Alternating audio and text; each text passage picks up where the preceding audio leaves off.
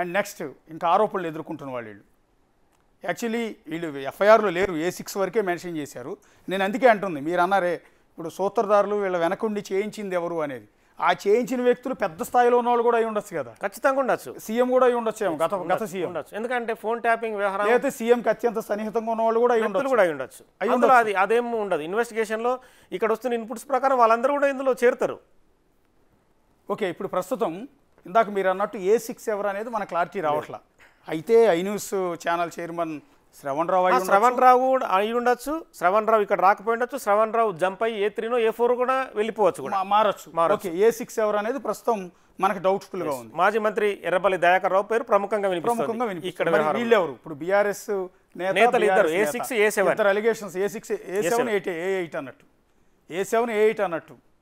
So ప్రస్తుతం ఎఫ్ఐఆర్లో mention చేయలేదు కానీ ఒక ఇద్దరు బీఆర్ఎస్ నేతల మీద మనకు అందుతున్న సమాచారం, ప్రణీత్ రావు చెప్తున్న సమాచారం, లేకపోతే రాధాకృష్ణరావు, భుజంగరావు, లేకపోతే తిరుపతి అన్న చెప్తున్న కన్ఫెషన్ రిపోర్ట్ ప్రకారం, వాళ్ళు పోలీసులు ఇన్వెస్టిగేషన్లో చెప్పిన సమాచారం ప్రకారం ఇంకో ఇద్దరు బీఆర్ఎస్కి సంబంధించిన కీలకమైన నేతలు ఉన్నారు. ఆ ఇద్దరు ఎవరై ఉండొచ్చు, ఇది ఇంపార్టెంట్. అంటే ఇందాక నుంచి మీరు అంటున్నది అదే, వీళ్ళందరి చేత ఆపరేట్ చేసేవాళ్ళు, మోటివ్ చేసేవాళ్ళు, వీళ్ళని ఈ పని చేయమని ఆదేశించేవాళ్ళు.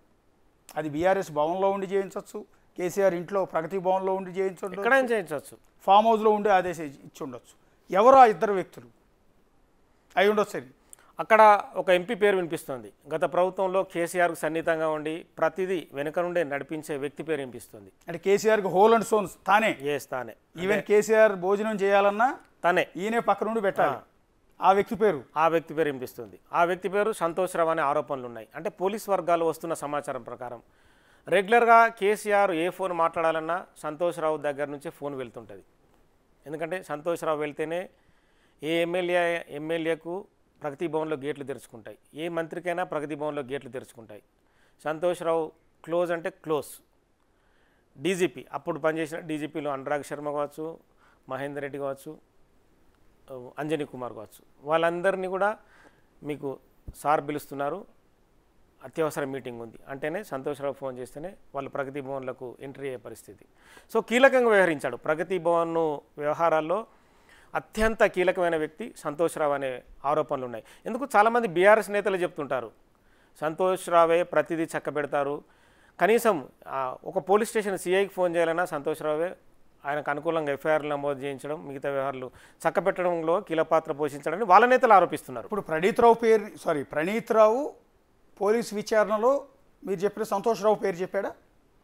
సంతోష్ రావు పేరుని ఇన్పుట్స్గా, అంటే వాళ్లకు అధికారికంగా వెల్లడించలేదు, అనధికారికంగా వెల్లడించినట్టు సమాచారం. ఎందుకంటే అధికారికంగా వెల్లడించడం కోసం ఇంకా కొన్ని క్లూస్ రావాల్సి ఉంది. ఎందుకంటే ఫోన్ ట్యాపింగ్ అరెస్ట్ కూడా చేయొచ్చాం కదా ఖచ్చితంగా. ఎందుకంటే ఎక్కడెవరు అరెస్ట్ జరుగుతుంది అనేది మనం ఇప్పటికిప్పుడు చెప్పలేము. ఎవరినైనా అరెస్ట్ చేయొచ్చు. ఎందుకంటే ఫోన్ ట్యాపింగ్ అనేది ఒక మన రాష్ట్రానికి, తెలంగాణ రాష్ట్రాన్ని కుదిపేస్తున్న సమస్య. గతంలోనే భారతదేశంలో పెగాసెస్ అనే సాఫ్ట్వేర్ తీసుకొచ్చి మా ఫోన్లు వింటున్నారని చెప్పి రాహుల్ గాంధీ ప్రతిపక్ష నేతగా ఇప్పటికీ ఆరోపిస్తున్నాడు. సో అలాంటి వ్యవహారం మరి చాలా కీలకం కదా.